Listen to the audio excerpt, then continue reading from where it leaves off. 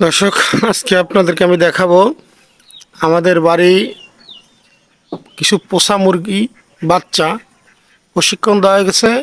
আপনার দোতলা ছাদে রুম করা আছে। এই দেখেন কিভাবে উঠে যাচ্ছে। হ্যাঁ, প্রশিক্ষণ দেওয়া, এরা সব ছাদে যায় থাকে। দেখেন কিভাবে উঠে যাচ্ছে। মাত্র একটা উঠলো। হ্যাঁ, এবার দেখেন দুইটা উঠতেছে। এই দেখেন কিভাবে ওরা দোতলায় খুব করা আছে, অভ্যেস করা হয়েছে দোতলায়, তাই নিজেরা নিজেরা উঠে যাচ্ছে। দেখেন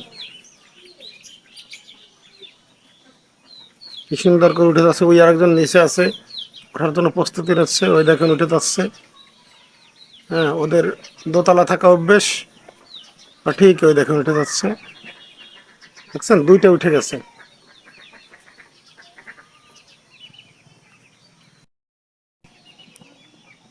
কি সুন্দর করে উঠে গেল, আপনাদেরকে আমি দেখালাম।